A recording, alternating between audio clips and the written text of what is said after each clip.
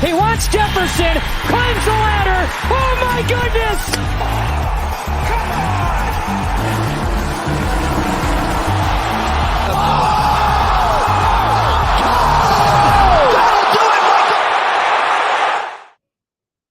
Welcome back to the RPS MMA show. We got it here live, becoming one of my favorite shows, honestly, of the week. Saturday here already been one of my favorite days of the week. Watching fights, but we got Mad Lab, we got Drew. DC's on vacay, so I'm hosting the ship today. So get ready for me to botch some names, and don't forget, guys, hit the like button, subscribe to the channel if you're not subscribed to the Run Pure Sports channel. We got a code going right now, promo code NFL23, get you 23% for the life of your subscription. So as long as you don't cancel, you get that 23% off for life.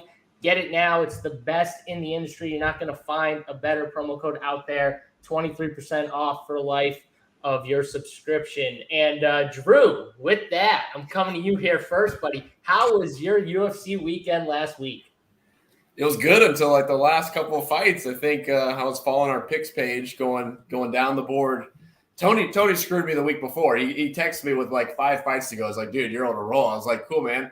And then I lost like the next 3 or 5. And it was kind of the same deal. Is that mid-range last week was just tough. And just trying to get the right combo. The early fights, I mean, honestly, there was like 2 decisions out of like the first 10 fights. Like, it's pretty crazy. So a lot of finishes. Overall, it was pretty good. It was like Mad Lab talked about pre-show. As far as DraftKings goes, I mean, trying to fit in the right dog with being medic, and then trying to use the right amount of salary for the top guys that had finishes. That was the toughest part for me. So overall, a good week betting. Not a great week on DK. Hoping to turn it around this week with a pretty interesting card. I'm looking through like some of the numbers this morning, man. I'm curious to hear some takes from Mad Lab and UJSU, because it's basically like the same top of the board, you know, as far as the favorites, and the same bottom of the board as far as dogs. So should be a fun card. Not as fun as last week, but should be a fun card building. Yeah, last week was just awesome. And I'll get into my week in a sec, but I got to go to my man Mad Lab here, who I know crushed. Mad Lab, talk about your weekend here, because I know you guys. I know we hammered the DFS side, but the bet side too, crushed. Yeah, man, we had a good weekend. I mean, it's weird. I was saying pre-show, like, I wasn't really looking at my DFS so much because I was watching the fights. I was watching 2 fights. It was stressful. Spencer Crawford that was on the same time as Pieta and Jan came on. So it's like I was hopping from TV to TV. Usually, you're refreshing your DraftKings, but you didn't have time. So I was just assuming, man, that I was crushing in DraftKings. I was like, we went up like 20-something units or whatever it was. Depends. I had the plus 12, 10.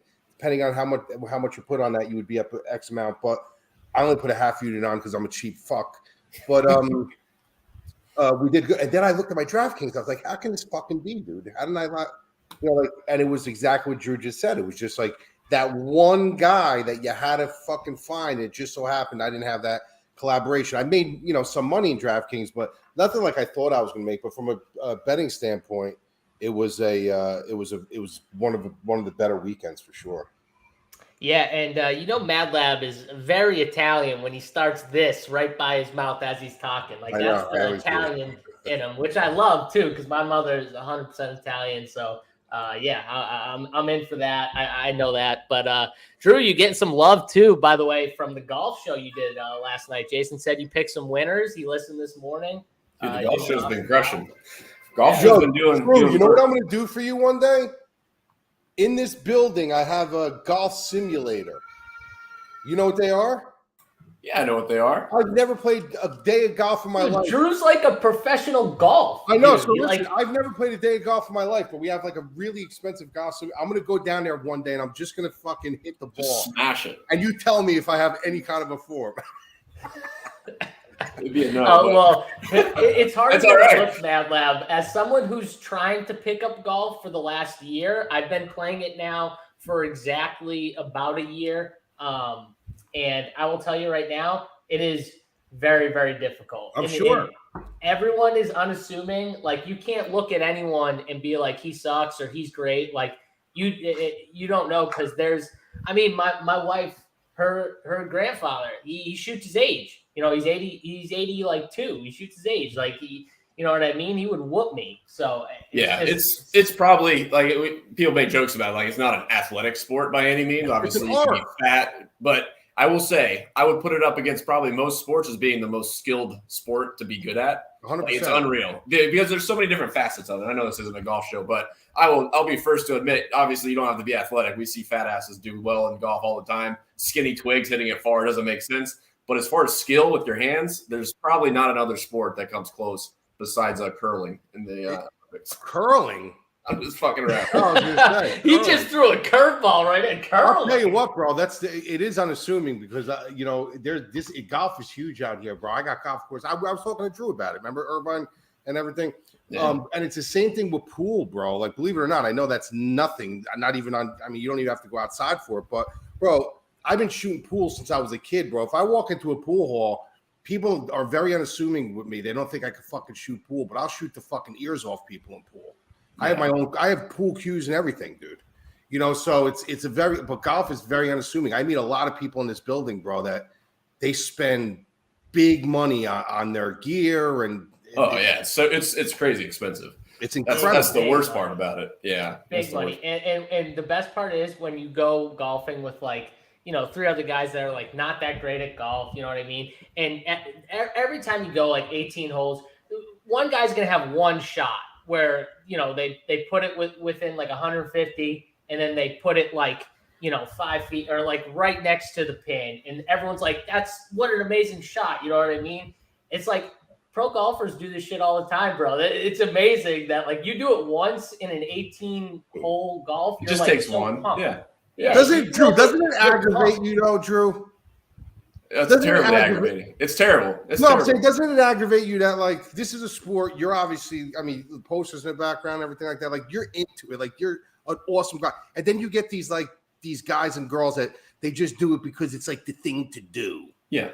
Doesn't it aggravate you? It did. Yeah. So I played in college and I played professionally like 2 years after school. But there was kids in college that picked up golf shooting 90, and they went into the PGA program to be like club pros, and I despised it. So. Not to hate on anybody watching that's in the PGA program. That was my comparison to what you're talking about, where I played it my whole life. These guys picked it up in college and as a frat kid, and now they go off and be, you know, PGA pros in the pro shop at your local golf course. So I was that's definitely not what I'm going to be. Yeah. So I just quit. Now you know how I feel. That's why I got resentment towards Conor McGregor, because he brought that whole fucking wave of fucking. Well, it's probably be like trainers. You look at a trainer or somebody, and he's like, you know, 125 pounds, and he just doesn't have a lot of body fat. He thinks he can train anybody. Well, no, you know what really aggravated me? You know what really did aggravate me before? Because then we're now getting off tangent. But what really did aggravate me is I went through college, bro, for kinesiology, exercise science, anatomy, and physiology. And when I first got out of college, my first job was a Gold's Gym. And when I went to the Gold's Gym and I was assembling the people, everybody was just going for their personal training certificates for 6 weeks. I was like, hold on, I just put 4 years of fucking college into this. Exactly. And these guys are doing 6 weeks, and they're basically getting the same. Yeah, same thing. Same job. Yeah, it's crazy. Mad Lad taking shots at JSU without even knowing it. I didn't take a shot at JSU. I didn't take a shot. That was me though. I did the four exactly what you're talking about. Yeah, but you own a gym, bro. There's a big difference. There is a difference. Yeah, there is a difference. So. But again, I know what you're talking about because my wife went to school for kinesiology. My wife did the same thing. Now she's in the PA program and stuff like that. But she went to school. She did a minor in kinesiology and all that stuff. And well, it's also my fault. It's also my fault because you're not supposed to stop at your bachelor's. Yeah, you got to be a physical therapist, and I just stopped. I stopped. Correct. But whatever. We're getting off on tangents. DC's not here. We'll still be shorter than our last show. Yes. Yeah, we're good. And you know what? I didn't even get to talk about my weekend, and I might have had my best weekend ever betting MMA. I hit 10 of 11 fights. Gave out the Kevin Holland sub plus 500 on the show. Medic the dog on the show. I gave out a ton of winners. Actually, the only loser I had, and I'll take the L on it, was I had Tony Ferguson on the pick sheet. I had Tony Ferguson winning. I said it on the show, which first of all, which shows you, I literally bet everything I said. I bet every single fight on the card. I hit a plus 2,800 parlay. Like, I bet every single fight each week for fun. And, Tony Ferguson was the only one I'll take that L. You guys told me not to do it. You guys told me he was old. It was tough to watch as a Tony Ferguson fan, too. It is tough to watch. He gets finished at the end, too. At least Bobby Green wasn't optimal, thank God. But I didn't have the optimal, sadly, anyways. But I had no Green, which I said on the show, too. So I guess that would be my only L there, which I'll take. But other than that, I mean, we crushed. Like, we crushed in the Discord. I know some people tailed me. I know my boy Dwayne, too, hit like a plus 9,400 parlay. Had like a 7-leg parlay and hit like it was crazy. Like, he posted it before any of the fights even started. I said, I'll tell you, Dwayne. He hit it. I was like, let's go. At the very end, I think we needed Gaethje. It was like the last leg of his thing and his parlay, and we needed Gaethje to win, and he obviously got the finish and hit it. So shout out my boy Dwayne. I know he watches a bunch of these shows. He's in our Discord, so shout out to you for that sick parlay. And that's just one great thing about being in the Discord. It's not just us in there. It's not just getting Mad Lab's awesome, main card breakdowns and all the metrics and projections and the podcast and everything else you get with the Run Pure Sports subscription. It's all the smart people in the Discord, the members included, right? We got really sharp members. I know Mad Lab's got a ton of really sharp members in his Discord. And we just added another great contributor. You guys know him as JVC on DraftKings, Iggy Dash on FanDuel. And he was a professional bettor for DFS. And MMA is one of his best sports for DFS. He crushes in MMA. He's a big MMA guy. So he's in the Discord. He's going to be giving out content over at Run Pure Sports. So if you guys want his stuff, his, breakdowns or cores or, thought process on the card, he'll be in the Discord. That's just another reason to sign up, get 23% off, use that promo code NFL23, get his DFS plays, his bets, all Mad Lab stuff. I mean, we literally have like the best MMA guys in the world with Mad Lab and JVC. They're like two of the best, and you get it all at Run Pure Sports. So make sure you guys use that promo code. And that's my spiel for the day. I'll be done. Shout out. Yeah, go for it. First off, the Mad Lab, he had a suicide parlay that hit. I don't know if it was plus 1,400 or. Yeah. That was a good one. Yeah, so he hit every leg of that. So shout out to Mad Lab just for that one. Second shout out to Mad Lab. He's set up in the kitchen now, which I love. I fully expect him to turn around and start doing some eggs. I know it's early for Mad Lab. You see me fill my cup? I did. That's perfect, dude. I don't think I've ever seen that on a show. Mm-hmm. All JSU goes, he probably gets up and takes a shit somewhere. But, yeah, you're right in the kitchen. Actually, I really like that. Oh, yeah, it's good. Go pull something out of the fridge. This is what it's about. Mitchell said he can bench more than me. I mean, probably can, Mitchell. I don't know. Yo, how do you do that, bro? How do you do that? How do you bring So go to Mad Lab in the StreamYard to the right of your screen. It says comments, banners, band, and then private chat is just us. But go to comments. But how do you post it on the screen like that? Just click on it. Just click on the comment. It says show. He might not okay. have. All right, good. Yeah. So anytime you want one, like on the thing, you see something funny or something or whatever, you want to comment on it, just throw it up there. And all right, good. Yeah, like this one. I think I have 7 now. 7 hole-in-ones. Do you really? Yeah, I have a lot. Damn you, Drew. I still don't have a damn birdie, and Drew's got 7 hole-in-ones. What I'm gonna sucks get a birdie one of these days. I just made one. I just had one like a month ago, and it's just so stupid. And like it wasn't even like it was cool that it went in, but it was just okay. Move on to the next Drew hole. talked about what's tilting to him about golf. Let me just say something right now. What's tilting to me about golf is the guys like Drew who are just like, yeah, I had 7 hole-in-ones. I had one last week. It's fine. It is what it is. I mean, dude, that's whatever. incredible, Like, bro. Yeah, but I would be talking about it for weeks, Drew. I would if I ever got a hole-in-one, I would be talking about it forever. That's probably why you don't anymore. You probably did like the first time you ever got one. Oh, dude, the first time I gave this random old guy I was paired with a hug. The first one I ever got. I saw his in the hole. I just gave him a hug. He's probably like, what the fuck is this? It's so funny. So I was in a tournament, Drew, like a tournament for like a charity or something like that. So I was in a tournament and they do like the hole-in-one contest where if you win, you get like 10 grand or whatever it is. And, someone said to me like, oh, if you hit the hole-in-one, like I go, listen, if I hit a hole-in-one, I ain't running towards the the money. I'm running towards the hole, like yelling and screaming as I'm going towards the hole. I'm not running towards the money. Like, I care That's more about the incredible. friggin' hole in one. Like, give me the hole in one. I'll give you the money back. I just want the hole in one. Now, That's how many yards golf away are gets you? in your Like, how head. many yards away are you? It was 100 and No, I'm it was saying on a 108 typical downhill was on a the typical hole in one, like a typical hole from tee to hole. You're like 150 yards to 180 yards, 200 Just think yards. about that. You're hitting a ball this big and in one shot into a hole. That's like me. Do you know how hard? That's like the chances of like you jumping onto a woman and just hitting the hole. It's talking about this. All right, who's done it? I want to know. What are the odds? Someone's gonna get hurt. Like Mad Lab just challenged everyone.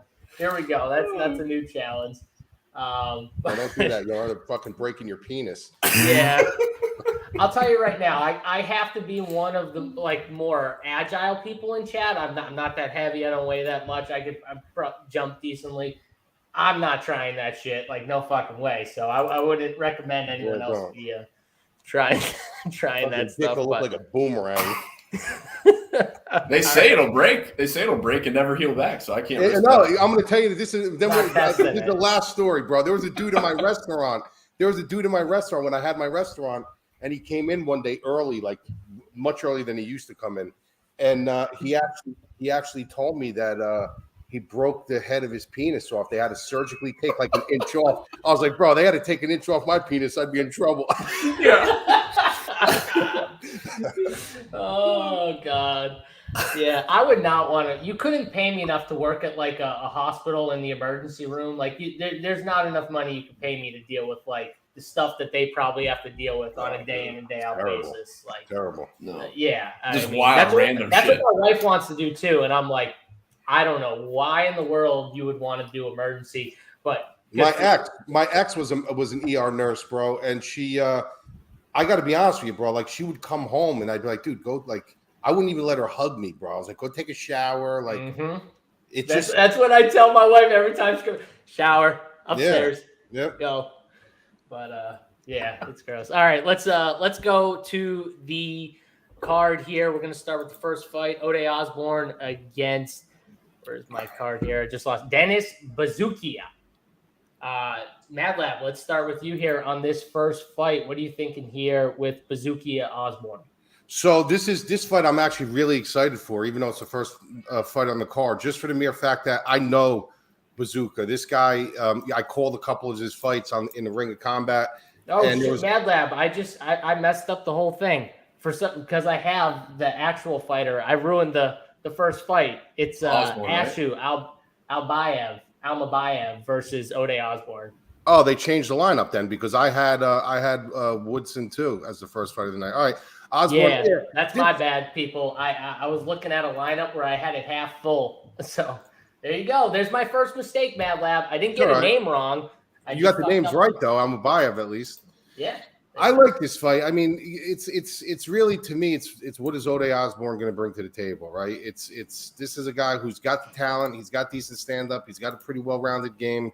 The UFC was pretty high on this guy for a while, but he just can't seem to put it all together, bro. He's like a Manel Cap in a way, but he's taken much longer than Manel Cap to put it all together. Where Manel Cap, it just took him a couple fights. Almabaev is a guy who's aggressive. He's got a good grappling game. He's going to look to take this to the ground. Osborne does have holes once he does hit the ground, but if Osborne can keep this standing up, he is live. But it's just he hasn't shown me enough yet. He hasn't shown me that consistency enough yet. Even though that $7,600 price tag is appealing because he does have the talent and the skill set to do it, it's kind of hard to really bite down on it. I'm going to have more hedge on Almabaev. I think he's got higher upside for a finish if it hits the ground. I think Osborne's live, to finish the fight on the feet. But in MMA, when you got a guy that's got a much better skill set and is dedicated to his craft when it comes to taking the fight down, the chances of the fight hitting the floor are a lot greater than it is to stay on the feet for 15 minutes. So from a DraftKings standpoint, 8,600 is expensive for a guy who's going up against another guy who has the skill sets to put it all together and hasn't yet. So it is scary because he could do it in this fight.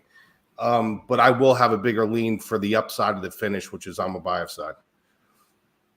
Yeah, that's exactly how I feel. I think the upside for DraftKings is higher with the Almabaev side. And like you said, him getting this thing to the ground, once he gets it to the ground, that's where he can really put it on. And from a scoring perspective, that could be a big score at 8,600. So I'm with you. I'm going to be much higher on Almabaev. I'm going to have Almabaev here.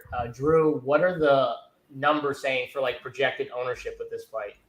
Yeah, I have let's see, I have 27% for Almabaev and I have 17% for Osborne.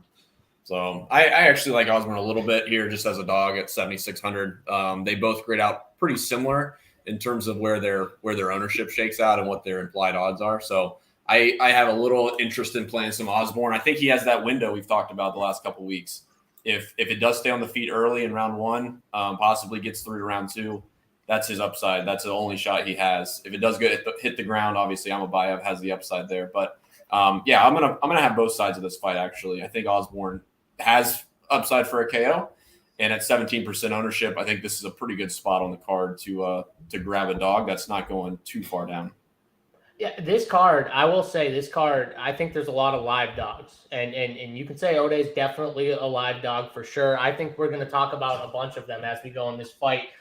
Whereas some cards, sometimes you lean way more on the favorite side. I think this is a card where you could see a lot of dogs here start barking a little bit and see some upsets. But we'll see. I'm on the Almabaev side. It seems like we're all there. Drew's going to have a little bit of both.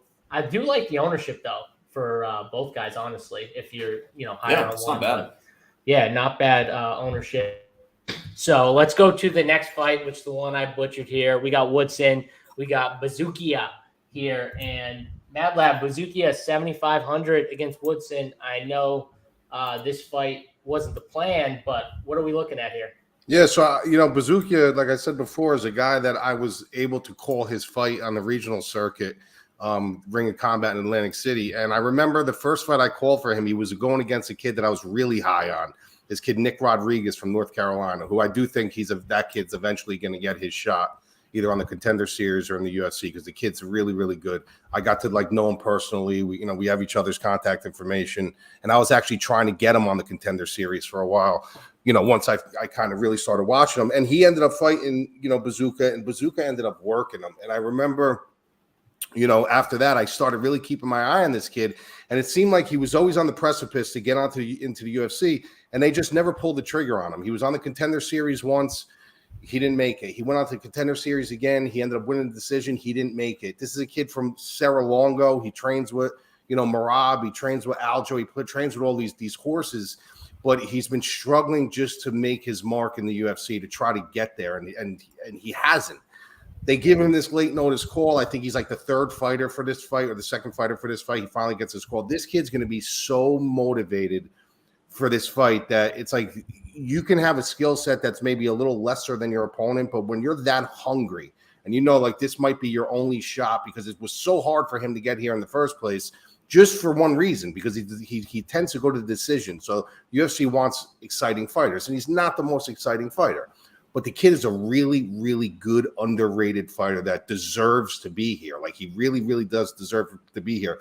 People that are shitting on him right now for missing weight, they obviously don't know the weight cutting, deal, because this kid lost 23 pounds in just a couple days, which is unfucking heard of.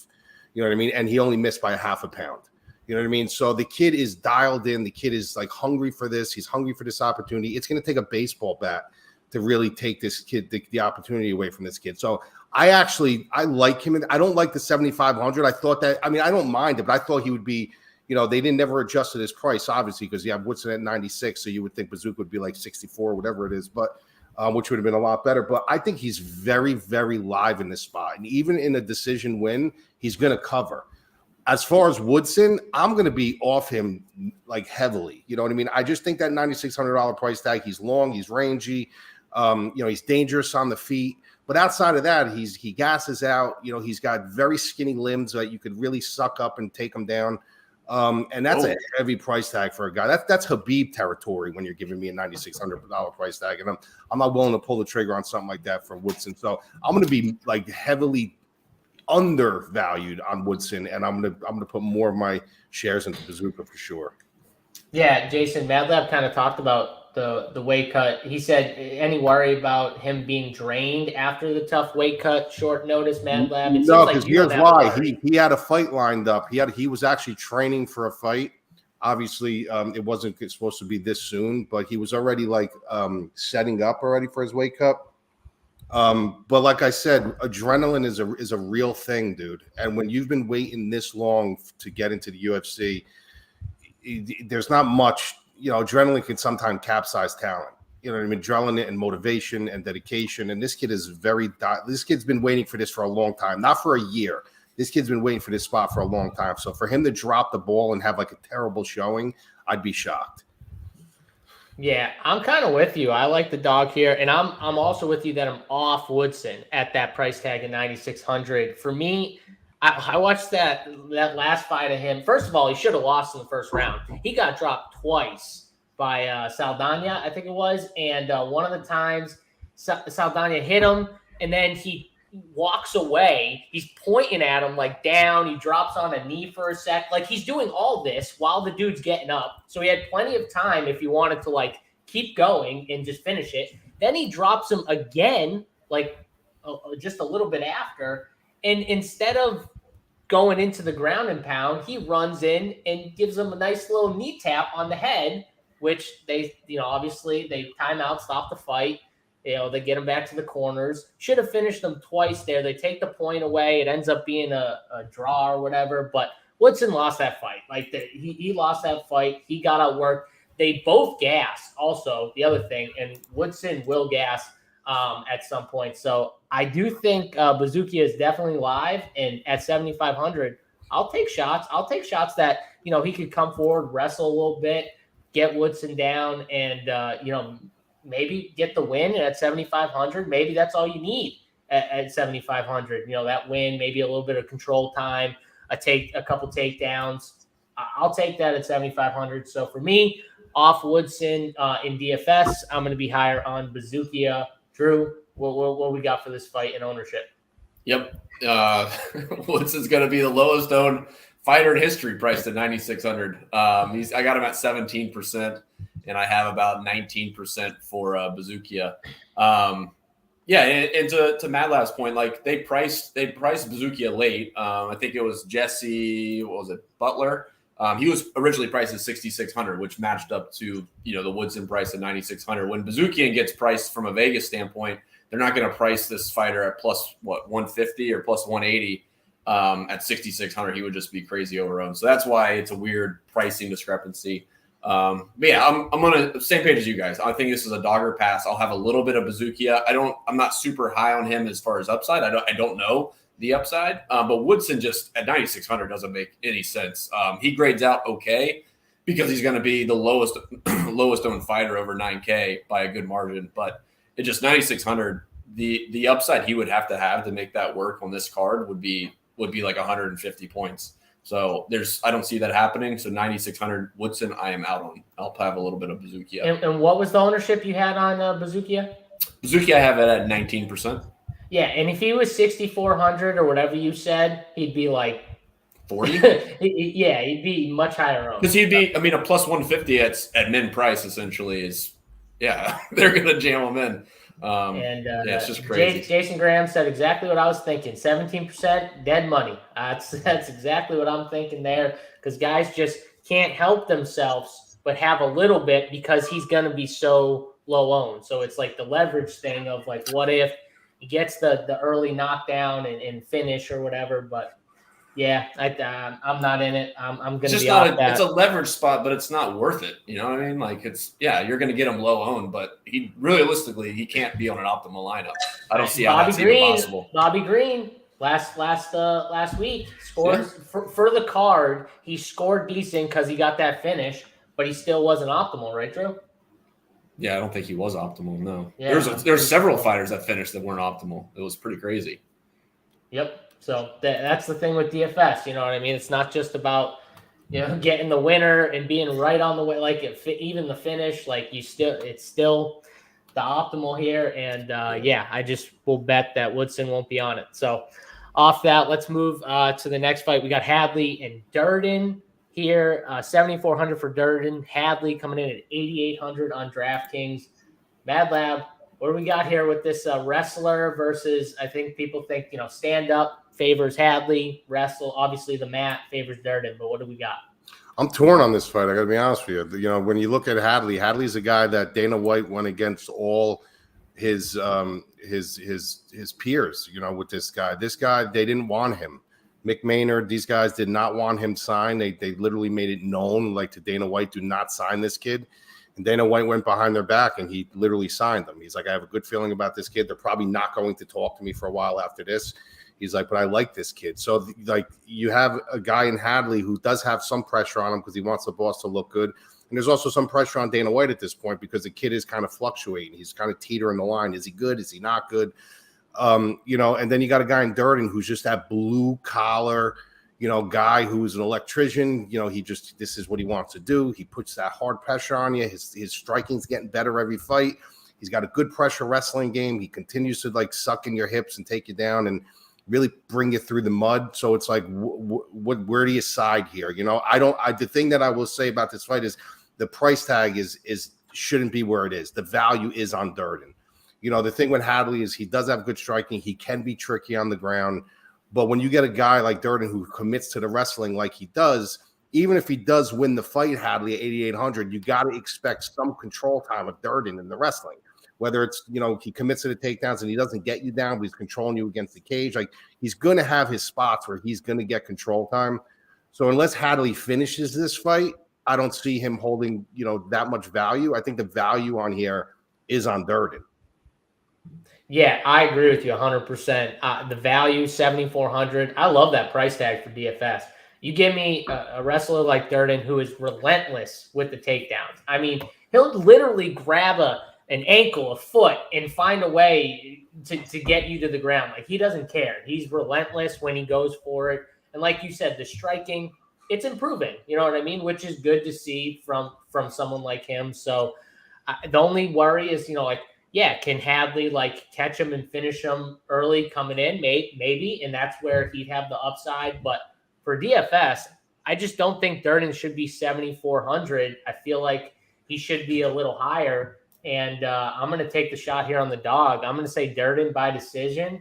I think he gets it done. I think he, can control this fight and get to a decision win here. So I like him betting. I like him for DFS. Drew, what do you got here? Yeah, so I'll be a little bit different here. I do agree with Durden as a decent value bet. But yeah, I have Hadley at 27% owned. And I have Durden at 24% owned. So I lean a little bit towards Hadley. I mean, Vegas likes Hadley quite a bit, even inside the distance and on the ground. And again, from a pricing standpoint, from a DFS standpoint, 8,800 is like the last drop off before you get into that mid range where it's kind of 50-50 for winning or even finishing inside the distance. So I like Hadley a decent bit here. Durden grades out fairly poorly for me. But again, I'll give him some respect, obviously hearing what Mad Lab has to say, and you as well, JSU. But yeah, I think Durden, in my opinion, is going to be slightly over-owned relative to his finish. So I'm going to side with Hadley here at 8,800. I actually think he can do some work at the price. And then again, Durden at 7,400. I don't mind keeping him in the pool and just trying to cap my ownership a bit, maybe at 15%. Yeah, I think this is a good fight for DFS to target. You know what I mean? And if you're making if you're making 150 lineups, you're playing that $3 mini max or whatever it is, the $18, and you're playing 150. This is a fight you could definitely have both sides of and go that route if you don't have a strong feeling one way or the other with the fight. And I think that's not a terrible way to approach it. I'm going to be higher on Durden, obviously, but I will have some of Hadley because I do think if it finishes, it's probably more on the Hadley side. I think if it goes to decision, honestly, it's more of a Durden. Just survives. I feel better about Durden. Yeah, I mean, Hadley has a 42% chance of finishing inside of round 2. So either round 1 or round 2. He's about 24% in round 1. So like I said, at 27% owned, there's quite a bit of upside, in my opinion, for him to finish and be possibly optimal. So that's the reason why I side with Hadley, is just that round 2 inside the distance number is pretty appealing at the price. I like it. All right, let's go to the next fight here. We've got Billy Quarantillo against Damon Jackson. I'm a big Billy Q guy, but Jackson he's a solid fighter. I think this is going to be a good fight, really. I think Billy Q has a little bit more of an edge in the stand-up game, a little more dangerous, but Jackson's solid, Mad Lab. I mean, what are you doing here? 7,300 for Jackson, 8,900 for Billy Q.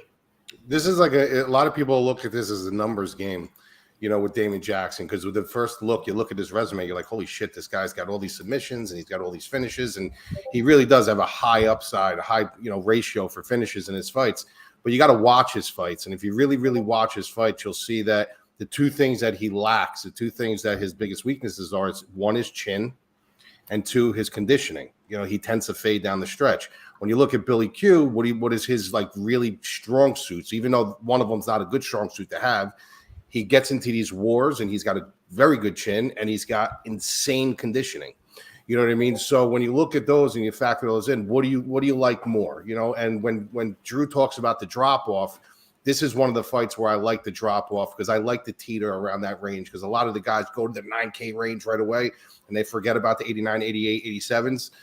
So when you look at Billy Q at 89, this is a kid who he gets into these wars, and for the longevity of his career, it's not going to last. He's going to end up, that chin's going to end up going. You're going to start seeing him getting finished, but I don't know if it's going to happen yet. He still has the legs under him to get into these wars that he likes to get into. Damon Jackson can't get into these wars. He's a very opportunistic grappler. This is a guy that if you take him down, if you knock him down, you get into his guard. He'll snatch something up. He does have decent power, but his power is not going to translate with someone like Billy Q, who likes to get into firefights. That's where he lives.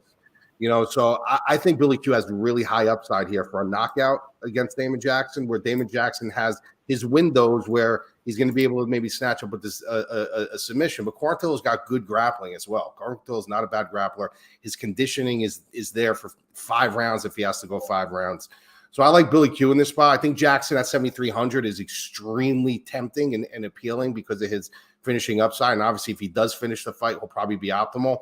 But I do like Billy Q. I think this is a fight that I'm going to target because I don't think it goes to the cards. I think either way there's going to be a finish. But I think Billy Q has the more notable, realistic path in this stylistic matchup. Yeah, I agree with you 100%. Cardio, right? The cardio, I think he does finish this fight with a knockout here. But again, that's a good point you made about this is another fight where I think you can target, because you talked about the things for DFS we want. We want guys with high finish rates. We want guys that are going to push a pace on you.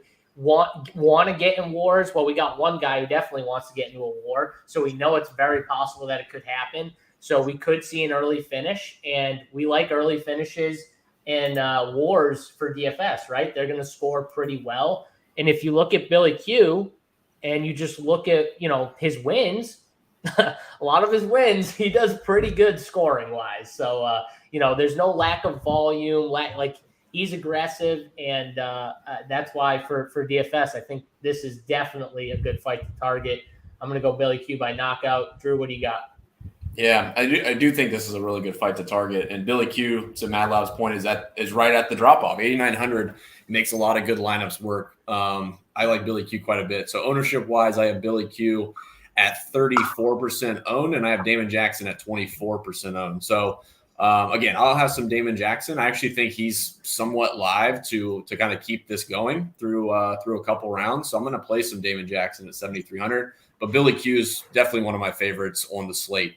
He's honestly, between him and Hadley, they look about the same on paper besides the ownership, who's Billy Q's about 5% higher owned. So, yeah, I think Billy Q's the guy I'm going to side with via KO in, we'll say round 2. I think round 2's safe. So that's my pick.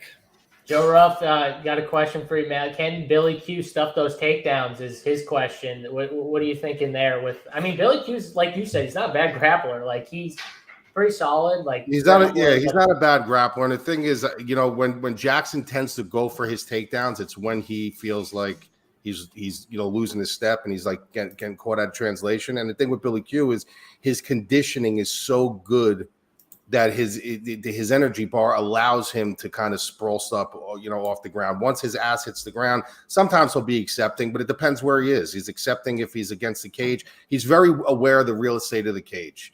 You know what I mean? Not to say that Damon Jackson can't submit him, because the guy's got very, very slick opportunistic grappling. But I just think as the fight goes on, Billy Q is going to be able to, get out of the way. He's going to be able to sprawl and brawl a little bit. And it's really the fact that, is he going to make a boneheaded mistake?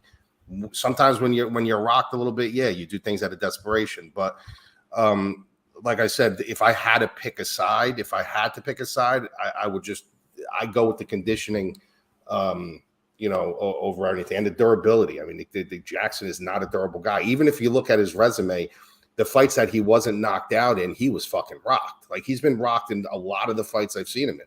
And Billy Q's the type of guy not to step off the gas. If he rocks you, he's going to finish you. Love it. All right. Appreciate the thumbs up, Mikkel. Yeah, guys, can you hit the like button if you enjoy this video? If you like these breakdowns here we got for you, make sure you hit that thumbs up. Get over to Run Pure Sports. Use that promo code NFL23. Get 23% off for life of your subscription. So make sure you guys try that out. We got Anthony in chat. Let's fucking go. That's my boy. That's my business partner, best friend. So that was the guy telling you not to put your money, hard-earned money, on Tony Ferguson. Bro, every time Ferguson fights, bro, he calls him like the Legends plays, dude. He goes, bro, he comes into the office, he's like, bro, don't you fucking dare do it, dude. Because I was thinking about sprinkling just a little bit, just for loyalty reasons. He's like, don't fucking do it, dude. You're a loyal guy, Mad Lab. I respect that. You sprinkle on for loyalty. You got to sprinkle a little bit for loyalty. But hey, you got to listen sometimes. Someone's in your ear chirping. Well, that's your business partner, right? Yeah, there. he's my voice for reason, dude. He's my voice for reason. He's actually pulled me off of a couple bets, dude. That I was thinking that he would literally come back in like an hour later, like the office door would open. He's like, dude, I don't know about that one. I'm pulling it. I literally will pull it off the board.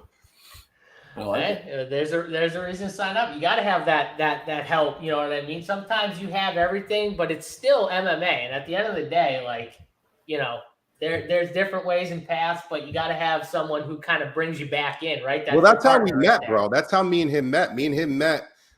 We met about 25 years ago, bro. And I was dating a girl that was best friends with his wife now. And she's like, you got to meet this guy, because he was like diehard into boxing and stuff like that. And I went to the apartment one night. I forget what fight it was, but I went to their apartment one night, and that was it. We've never stopped talking since. There you go. All right. Love that. Let's go to the next fight here. We got Jeremiah Wells versus Carlson Harris here. 8,500 for Wells. Harris, 7,700. Here's another one of those fights, Mad Lab, where you got that 8K, mid 8K price range. And you got someone in Wells who scores pretty well for DFS a lot here. So what are we doing with this fight? This is an interesting one too, man. I see a lot of people that are high on Carlson Harris, and Christine Showdown this is her actually dog pick of the week, Carlson Harris. And I understand why people like him. And me and Christine align a lot of the time. This time we're not aligning on this one, and I see the reasons why she likes him. But the reasons why I kind of think Wells has the more upside here is, once again, back to the 8,500 no man's land in DraftKings, kind of like, that's like really no man's land. You know what I mean? Like, you're teetering the line from expensive to not expensive. You could fit a lot in, at that price point. And I do see a lot of people liking Carlson Harris. The thing that concerns me with him is he's a good grappler. Like, Carlson Harris is a good grappler, but he's really not that athletic of a guy. He's very goofy foot. He's kind of uncoordinated. And when you get a guy in Wells where Carlson Harris's best attribute is his grappling, and you're going against a Renzo Gracie black belt in Brazilian Jiu-Jitsu that's athletic, explosive, he carries a ton of power. It's like all the boxes just mark Wells for me a little bit more. So I think the upside is much higher in the favor of Wells possibly knocking him out than it is for Carlson Harris to submit a Renzo Gracie black belt. You know what I mean? So I'm going to play this fight because I think any which way it goes, somebody's probably going to get a finish. But I will lean towards that higher price tag because I think a lot of people are going to be on Harris. It's never good, too, when your best attribute, your opponent is very good at too, right? Yeah. So it's never good when that's the case. And like you said, the explosiveness of Wells, the power, you know what I mean? Everything else kind of goes that way where it's like, man, this dude has high upside at that 8,500 price tag. Again, though, Harris at 7,700, if it went his way, he's got upside too. So this is what I mean about this card, man. This is a really good DFS card when you just look at these prices because a lot of dogs are live here, a lot of interesting lineups to be made. I could see lineups where no 9K guy gets on the optimal because of some of these 8K guys just scoring so well and maybe outscoring a lot of these 9K guys. So it's going to be an interesting card. I got Wells too. I think he gets it done here and finishes this fight. But this is going to be a good one, Drew. What do you got for ownership? Yeah, I got Wells at 28%, and I have Harris at 27%. So pretty closely aligned. Honestly, the money line number is pretty similar. It's just the inside the distance number that's the bigger difference, I guess, from round one to round two. So I don't really have a strong lean. In fact, I'll probably, if I had to find a decent hot take bet, it would probably be that this fight goes to decision. I think everyone thinks it's going to finish, and it might well finish inside of round one. But I think this might be one of those that's drawn out. Just hearing Mad Lab talk about Harris's skill set, this might be one of those survival fights. If Wells doesn't get a KO, it just keeps lingering and goes through 3 rounds. So obviously at the prices, they both make sense. They're going to be fairly high owned just because they're right at that price and it's kind of like a toss-up fight anyways. But yeah, I'm going to be a little bit lower, I think, in DFS, probably 40% for the fight as opposed to the field at 50% for both sides. And I'll take the hot take that this goes to decision. All right. Tony in the chat's got Wells by club and sub. So kind of like that, club and sub. He's got Wells by. But, yeah, it's going to be a fun fight. Let's move. Tony. Yeah. What do you like, cats, Tony? I mean, he might. Why? Are you not a cat guy, Madlab? No, I'm just saying. Calico cat. I'm just saying. Yeah. I'm not a cat guy, so I'll say it. I'm not a cat guy either. I think they're fucking creepy, and I fucking think they and they're lazy. They're lazy. I call cat furniture, dude. They fucking literally furniture. But I will say, my Anthony's got a cat, Onyx, that actually has a personality, which you don't really see often. The cat actually goes outside, bro. They let him in the backyard.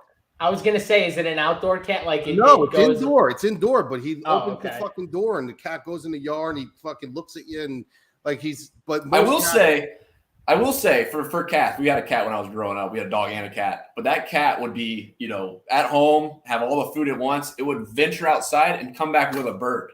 Like it would kill a bird. But like I'll give the cat a little respect that somehow being lazy, it still has the. Somehow has the ability to go catch a bird. The only cat I want is a fucking pussy cat.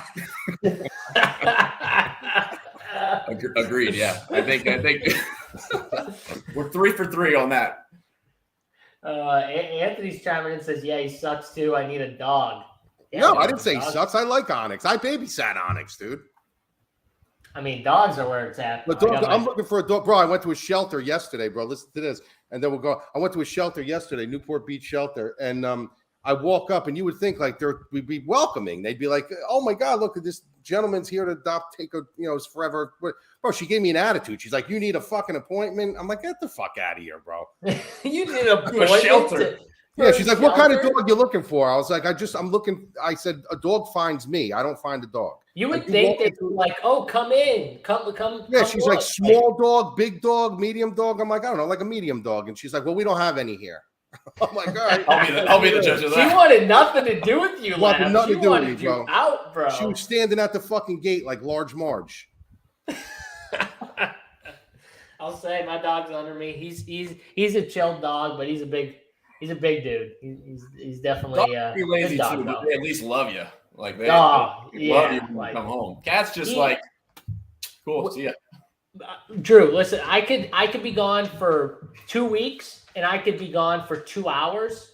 When I come home, it's the same reaction. Like I've been gone for years. You know what I mean? 2 hours, bro. I'll go get lunch. I'll go run like an errand or two. Come back. He's jumping up and down, like just so happy. His tail's wagging. Well, if you have a cat, bro, like if you're in a house, like a family, like, you have a wife, you have a kid, or even a girlfriend, and you have a cat, that's okay. But a single man A single fucking man. And I'm not going to lie. One of my best friends, Ben, for a while before he got into his relationship, he got out of a relationship and he kept the fucking cat. And he was a single man with a fucking cat. And I said, bro, a girl walks into your fucking house as a single man and sees a cat. Not working out. It's not working out. You're not getting any cat. God. You're on mute, JSU. You remuted yourself. You're not getting any of what Mad Lab was hoping for with the cat he wanted. Yeah, come on. We're Ben here. It's just Pussycat. Yeah, there you go. And that's what I'm saying. Well, anyways, back to this fight.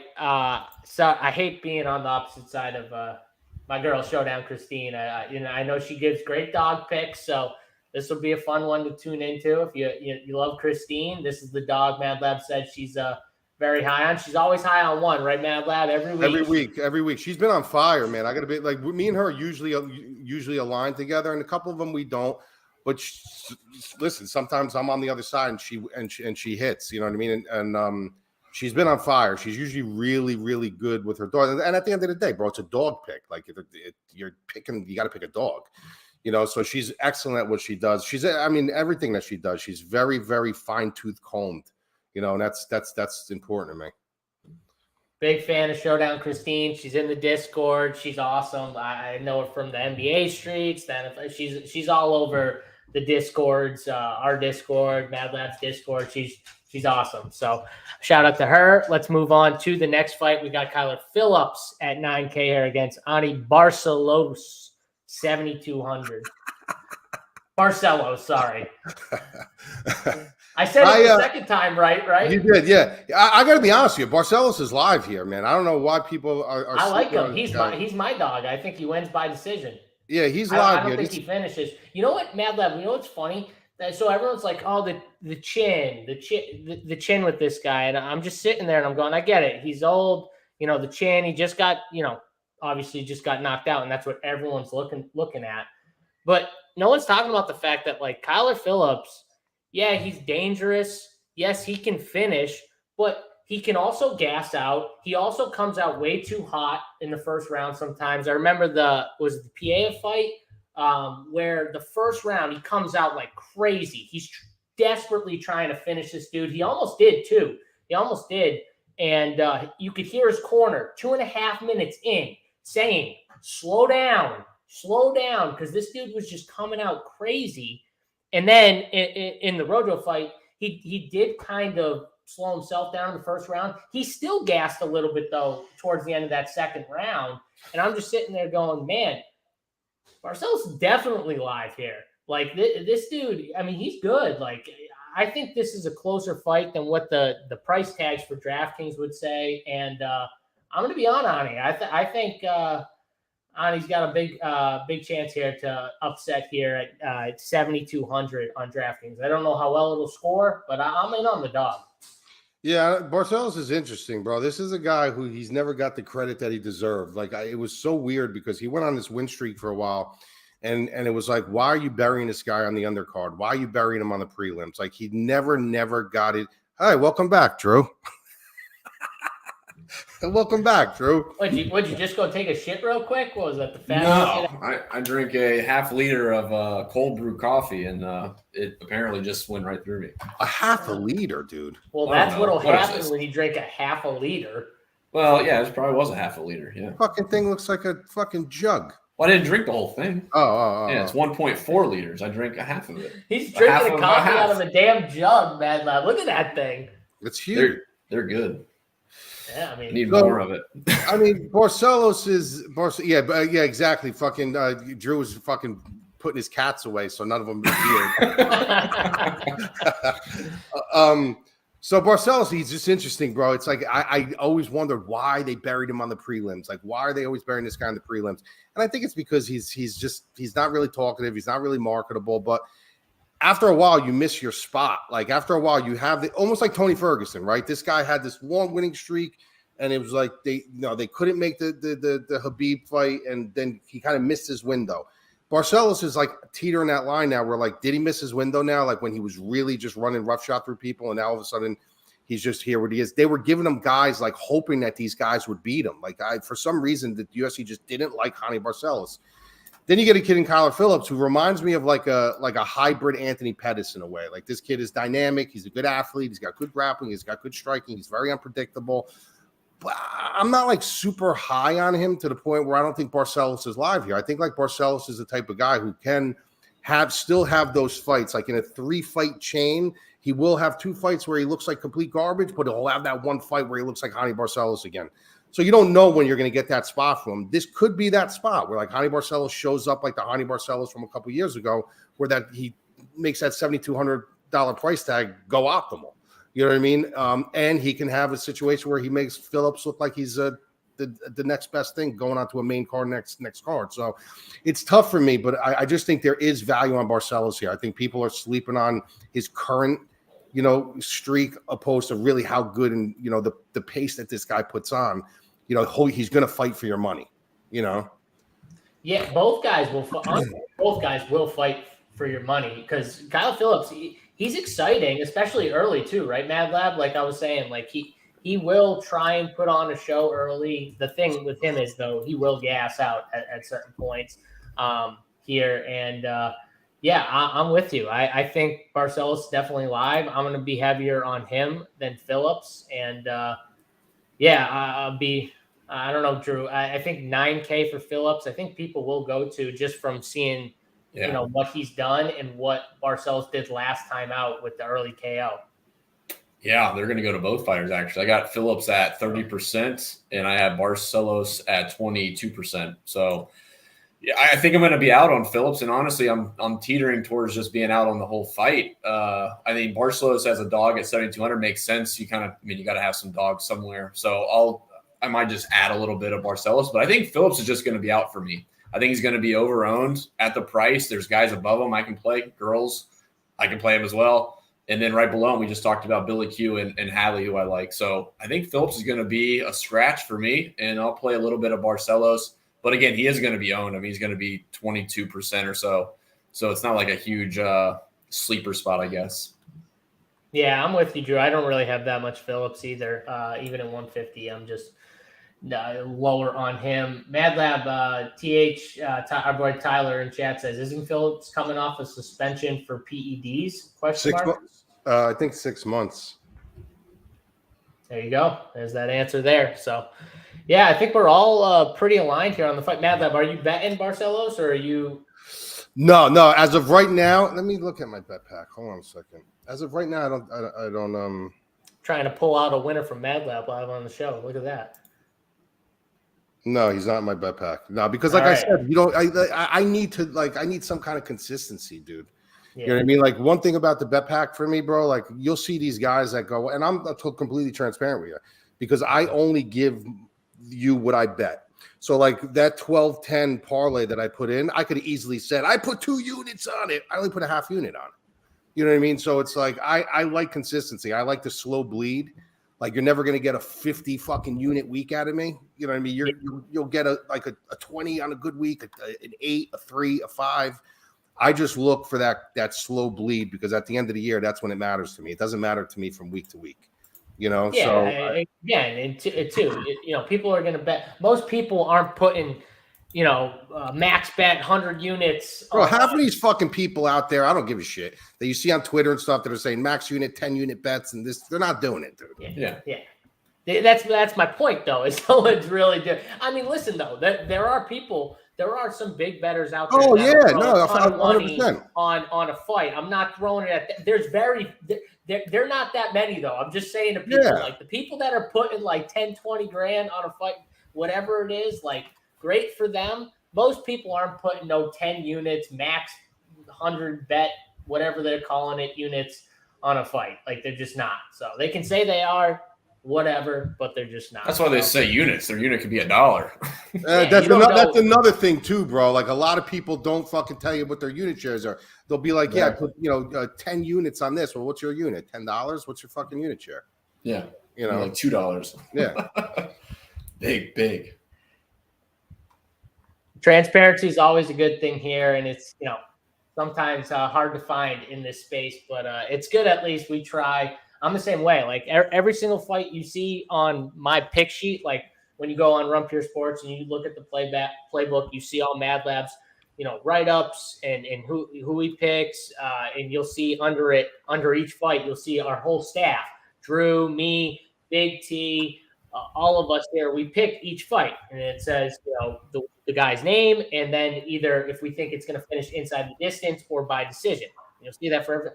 I bet all those, and again, I bet for fun, to enjoy, but I'm betting those picks. So if a lot of them lose, I'm going to lose that day. But I am betting those. So it's not just like, I'm just picking these guys and that's it. Like, no, those are the guys that I picked. So that's why if you looked at my pick sheet from last week, I did go 10-1. And that's why I had such a good week betting, because I bet and I actually got exact methods on like 7 of the 10 winners. Literally exact methods by sub, by Maverick by sub, by KO, all these guys. And it's just like most people aren't, even if they pick all those guys, most people aren't betting all their picks. They're just, those are their picks for the fight. So it's good that like everyone should know what you're doing. They should know your unit size. They should know what you're betting. Bet to have fun, throw some money on it, whatever that is for you. Everyone's unit's different. No one's shaming if your unit's $10 or $150, $1,000, $2,000, but it's always good to know what you're doing. So get in the Discord, ask us questions. We're always in there. We're always down to help. And it's good talking point for betting. But let's move because we still got 6 fights to go. We got Bahamondes versus Klein here. Bahamondes is 9,100 for DFS on DraftKings. Klein 7,100. Madlab, what do you got here with this one? Another live dog. Like Klein is another live dog in the spot. Bahamondes, I like him a lot. I like his striking. I like his size. I like his style. But at the end of the day, when you revert back to what Klein's been doing, this is a guy who's good. He's a tough kid. He's got good striking. I think he's the more calculated, more technical striker, to be honest with you. I think Bahamondes has the range. He knows how to own the real estate. He's got better power, but Klein is a really crafty dude in there. And he's got one thing that Bahamondes, hasn't really showed us that he's able to face that adversity yet. And that's the grappling. Like he does have the ability to take this fight to the floor if he wants to. Big question is, the quote there is if he wants to and if he can. If he ends up staying on the feet for 15 minutes, I think the range is going to start getting to Klein. But if Klein can find his way underneath, clear that range, clear that space, get a body lock, take him down and start, getting that momentum shift to make Bahamondes grapple, make him wear his weight, make his arms heavy. Because, guys that have them longer arms, that lactic acid starts building up. Those hands start dropping. They start opening up your head. Then they go to cover their head. They're opening up the body. So he can open up a lot of things if he ties things together. But the big question is, we see it all the time. Is he going to do what he's supposed to do? I don't know. But at 7,100, that's a borderline punt play. And this is where Drew comes in, but that's a borderline punt play. And I see value on Klein here just because of his skill set. So I do like the fight. I think it should be priced a little closer. I think Bahamondes is the rightful favorite here. I think there's a probably more chance of a finish on the Bahamondes side. That's why the $9,100 is probably priced at where it is. But I think even if Klein, just takes this to the cards and makes this a greasy fight, even maybe wins a split decision, there's a possibility that this guy can score very, very, very well and be on the optimum himself. So I like both sides of it. I think Bahamondes I'm going to lean off of a little bit more because I think Klein is more dangerous than the price shows. But it's a fight that I'm probably going to be targeting a little bit. Yeah, you just made my exact case for why I'm just lower on Bahamondes for DFS. I think Klein is definitely live. I think he could get this to the cards. And if he gets it to the cards, Bahamondes at 9,100, well, even if Bahamondes won, I still think at 9,100, there's a good chance maybe that's not optimal. So, I'm going to be dog or pass for this fight. I do have Bahamondes by decision, though, is my bet for this fight. But, again, for DFS, it's different than betting. I will have Bahamondes by decision. But for DFS, I'm going to be higher on Klein because I'm not going to have much Bahamondes overall. So that's where DFS and betting can differ a little bit. 7,100. Drew, what do the numbers say with the ownership? Bahamondes I got at 23% and Klein at 20%. Bahamondes is going to be one of the lower owned guys in that, obviously in the 9K range, but even in that upper 8K range. So I actually like both sides of this. And Matt Lab brought up a good point. Like, I do think the numbers, like, this fight is closer than some of the money line numbers show. And I can go, like, round by round and look at what Vegas expects for, a finish from Bahamondes versus Klein. And it's honestly pretty close until it gets into round 2 and round 3. And it's just Bahamondes via KO as the spread increases. But I think Klein is live here. And I like him at 7,100, 20% owned, not going to sweat it. But I do want to have a little bit of Bahamondes. And the reason why is if we do get a fight wrong like Billy Q or Hadley, I think 9,100 Bahamondes can be optimal if he finishes. So that's the reason why he doesn't break the bank. He's not 9,600 Woodson. So 9,100 Bahamondes, I'll have some. And I am going to be a little bit higher on Klein. And I do think he can win this fight. Yeah, to be clear, like, I'm probably higher on Bahamondes than I would be on Phillips or Woodson, the other 9K guys we've talked about here. Mad Lab, if you had to rank those 9K guys, those three, would you be highest on Bahamondes? I'll show you my rankings right now. So the 9K range, you're saying? Just those three guys. I said Woodson, Bahamondes, and Kyler Phillips, the guys we talked about. In this order, from my favorite to my least favorite, I have Bahamondes, Phillips, and Woodson. Yeah, that's how I would rank them too. Yeah. So, yeah, I mean, seems like we're all, pretty aligned. Drew's going to be high overall on both sides of the fight. But, yeah, should be a good one. I think good test for Bahamondes. Let's move on. We got Alexei Kamar versus Tanner Bozer. 8,700 for Bozer. Kamar at 7,500 here. And Kamar coming off, what was it? Last time he fought a couple of years ago, right, Mad Lab? Like 2 years ago here. So what are we looking at here? I'm low on this fight. There's 2 fights on this card that I'm going to probably have very underexposed ownership to, and this is one of them. Bozer is, I think he's the rightful favorite in this fight. I think he's just, when you look at both fighters, you got to look at who has some kind of an ace in their pocket. Kamar really doesn't have an ace. He'll try to pin you up against a cage. He'll try to slow the fight down. Maybe once in a while he'll get a takedown.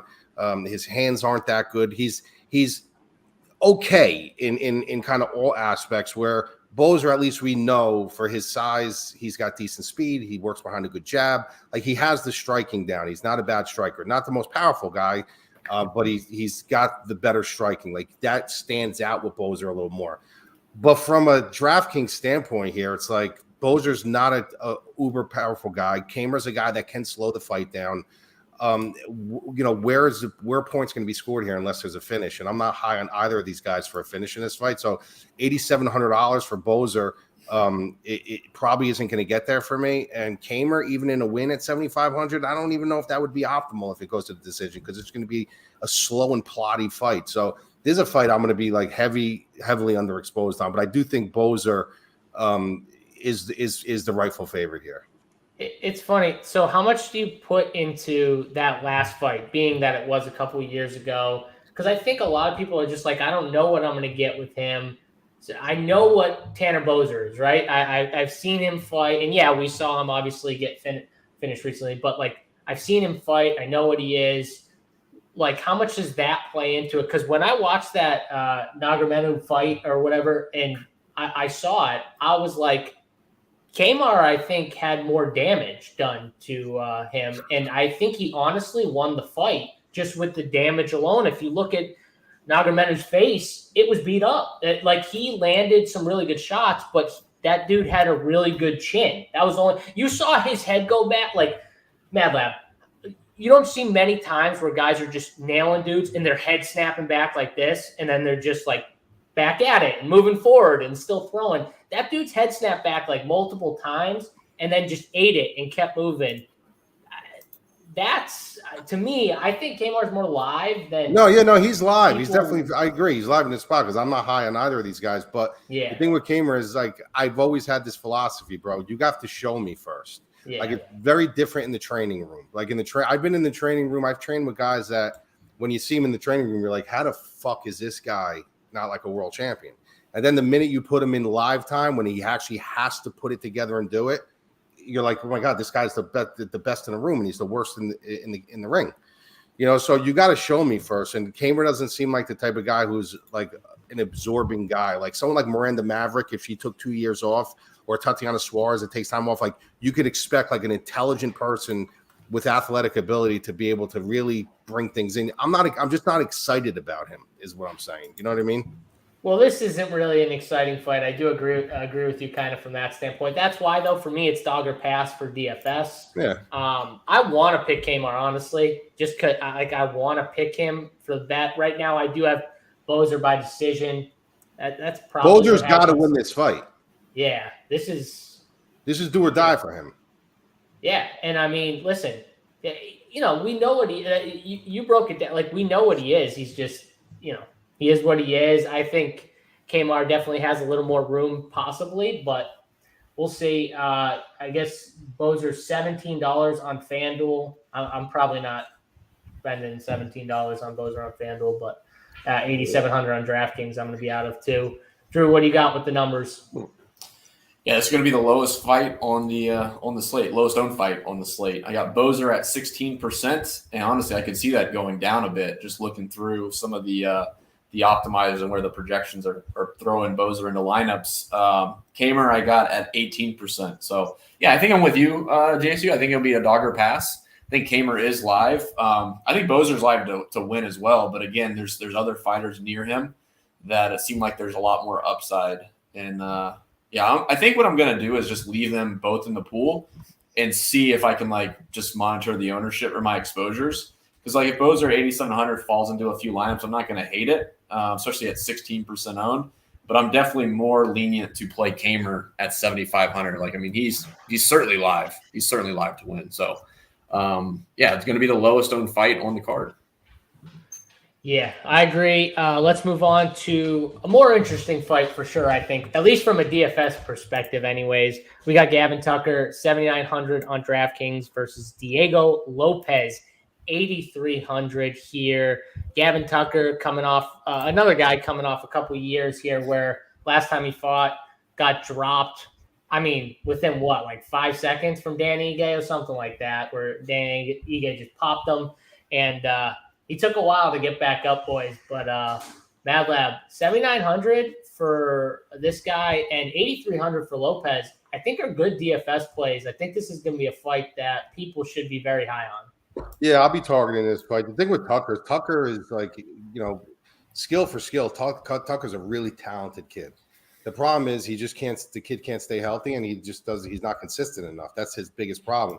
If I knew Tucker was consistent and I knew Tucker had a fight maybe 6 months ago, or he's been fighting, or he's been active, I'm probably picking Tucker in this spot. You know what I mean? But the problem is on the other side with Lopes is that you see a guy who had an amazing showing against Evloev, where, anyone who picked Evloev in that fight was literally sitting on the corner of their fucking seat going, Jesus Christ, I might actually lose this fight. Because Evloev was tied into a lot of people's parlays, right? He was tied into some of my parlays. And this kid came out and what a showing. The durability, the conditioning, the submission attempts, very opportunistic, very offensive, everything you want to see in a fighter. The problem with that is how do we know that wasn't a one-off? How do we know that this kid just didn't have the stars in the line for him? He was ready for this spot. He left it all out there. We don't know that. And another thing is, why did the UFC wait so long to grab this kid if he was that good? If he was really that good, then why the fuck did the UFC wait so long to bring this kid on the Contender Series and bring this kid on? So it's because that was a short notice fight, that they brought Lopes in on that. So that's interesting there. Tucker, they were really high on at one point. And obviously, you see that there's no consistency there, and it happens all the time with these fighters more than not. But I think Tucker's alive in this spot. I think Lopes is probably the right side. He should be the favorite here, just for the mere fact that he's been more consistent. We know what you're getting, as far as what he can bring to the table. We don't know if we're going to get that now. But what scares me a little bit about Lopes is what happens if he has one of those performances where where the fuck was the guy that fought Evloev? Where was that guy? You know what I mean? So it does concern me a little bit, but I like this fight to target, but I wouldn't look so much into the Lopes performance against Evloev that one off and say he's gonna kill Tucker. Tucker's got no. I think Tucker is live in this fight. I'm gonna have probably equal exposure to this fight. I think the price is close enough to do so. I'm gonna have probably a little bit more of Lopes just because I've seen a sample size of him more currently, but I do think fading Tucker in this spot would be a big mistake.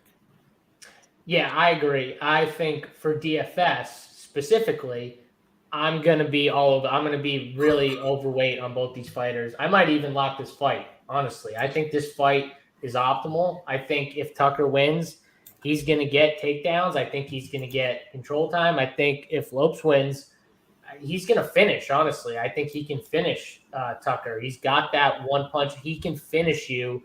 He's got that power. And we saw the durability with him in the last fight. So if he brings that durability in and he has the power he has, I think he can finish Tucker. But either way, whether you like the Tucker side or the Lope side, I think for DFS, you should be very intrigued and very overweight on this fight from both sides here. Drew, what do you got with the ownership? Yeah, I have Lopes at 27% and Tucker at 19%.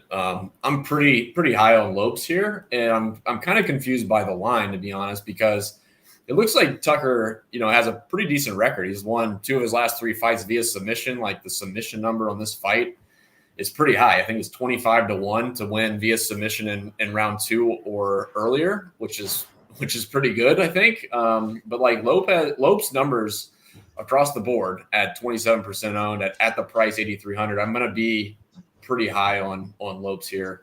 But yeah, Tucker's just a weird one. Like he's got no respect from Vegas. Looking through his results, like I do think he's live. So I might just start betting some Tucker as well and play Lopes in DFS, play a little bit of Tucker. But I think the bet side is there's a little bit of value there just looking through the numbers. It seems like a lot closer than what Vegas says. Yeah, I agree here. I got Lopes finishing this inside the distance for my bet.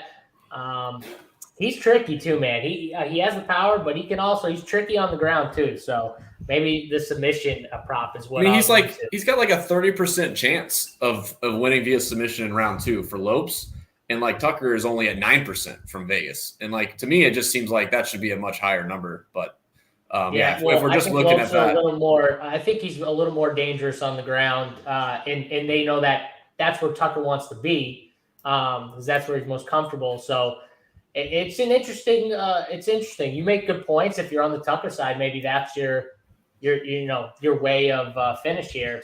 By some, what's the price on that, Drew? I don't know by sub. I was looking by round. It was 20 plus to 800. I just pulled it up. Okay. Plus 800. Yeah. So if you like Tucker and you like him to finish, which I don't know if he finishes, but if you like him to finish, plus 800. Plus 800 inside the distance, just all the way around by submission. I don't think. No, he's not going to sub. I don't think he's going to submit him either. But I'm saying. That's what I'm saying. It's like the same price by knockout or submission. There's plus 700 and plus 800. Basically, if I just my numbers raw, Lopes is a lock. I would lock Lopes into 100% of my lineups.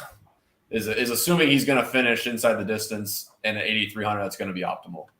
So, this is why I like this fight, because I think this fight will be optimal. No matter who wins, I think this fight's going to be optimal. Yeah. So, lock it up and get yourself some of this fight. Let's go to the next one here. And Chuck Wu against Jacoby here. Jacoby 7,800. And Chuck Wu, 8,400 here. Mad Lab, let's come back to you. And Chuck Wu's a really interesting fighter. So you watch him, he looks like he's out, and then all of a sudden he just finds ways to flip it and finish. I mean, what are we doing here? 8,400 for him against Jacoby.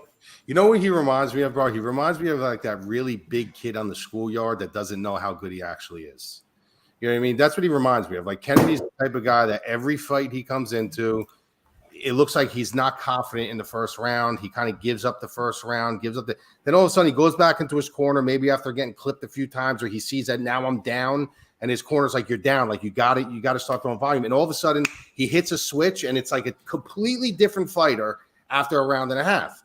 The problem with that is that's working now. That's working against a lower level of opposition. But once you get to a certain level of opposition where they don't allow you to climb back into the fight, it's going to start biting them in the ass. This guy has to understand that this isn't boxing where you have a throwaway round. You have maybe a throwaway minute.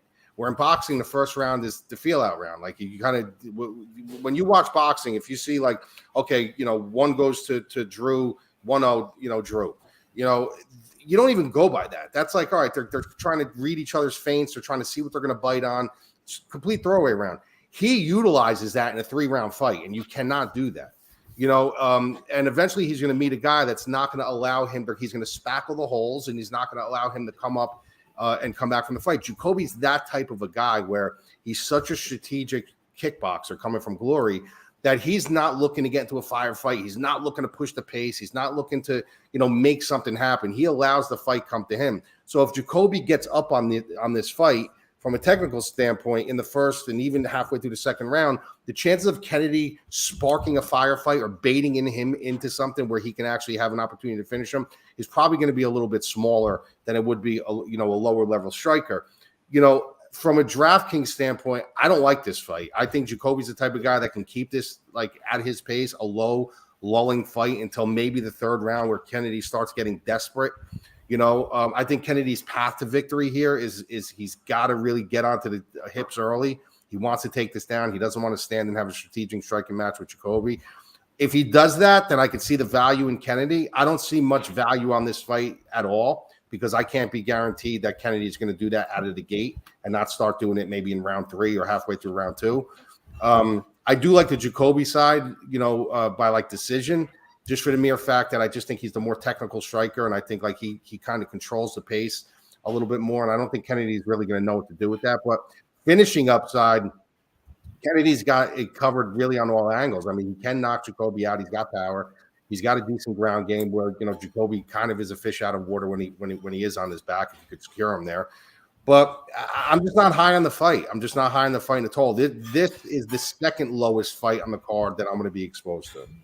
Well, if this is the fight Jacoby wants, I don't think it scores well. So I'm with you from a DFS side. Yeah. I think the upside is in the Kennedy side, right? I think he has the upside because I think he's the one that could finish this fight. Whereas if it goes to the cards, I don't think it's going to score very well. Even if Jacoby's the winner and it's the 7,800, I still don't know how well it'll actually score where it could be optimal. So I'm with you. I'm higher on the Kennedy side just from that finishing factor, but it's not like Jacoby's easy to finish. So I don't want to make it sound like that, but I agree with you. Like the schoolyard take, everyone's played a sport where like basketball is a great example. Everyone's played basketball. If you play basketball, you played with like a big dude who doesn't realize how strong and good they are, and they can just overpower anyone whenever they want. And you give them the ball, and they just want to shoot jumpers on the outside, and you're just yelling at them to like go into the room, take it to the layup. Yeah, exactly. Yeah, like make a layup, and it drives you insane. And as a shorter guy who plays with them, you're just like you don't realize it, and you just are yelling at them, but it just doesn't click. Right now, Lab, it just doesn't. It takes a while for it to resonate, and that's what you brought up. It's like it takes a round of him. He doesn't have that pit bull. He doesn't have that pit bull in him, bro. No. Like Masvidal said it perfectly. Masvidal said it perfectly. When he was talking about his son, they asked him like, is your son training now? And he's like, yeah, my son is training. He's like, but here's the thing. Now my son is telling me that he wants to start trying what he's learning on people. And he's like, which means he wants to spar. And he's like, and I don't want to introduce him to that because I'm afraid that when he bites, he's going to like the blood and that this is what he's going to want to do. And I don't want him to be a fighter. Kennedy doesn't have that wireframe. Kennedy's like, he's a good athlete. He's a big guy. He's got all the attributes. He's got talent, but he's that kid on the fucking schoolyard that you literally can bully. You know what I mean? Like you could push it. And then eventually he's going to snap. And when he snaps, you don't want nothing to do with him. Yeah. But you got to make him snap. Those are the best videos. He's definitely someone, if he snaps, he just doesn't even realize probably how strong and good he actually is. You know what I mean? So that's the thing. Corey in chat's got a question. He says, Bazooka or Jacoby, who has the better chance for a dub here? Bazooka. Question mark. I agree. Yeah, I'm telling you, I this is a fight that I'm sitting down with, and I don't know him personally. Like I'm not friends with him. I don't have his phone number or anything like that. But I've seen, being from the New York area, I've seen how long this kid has been waiting. So I'll literally be upset if he loses. Like I really want this kid. This kid deserves it. So I'm going to say Bazooka, but that is a little biased on my end.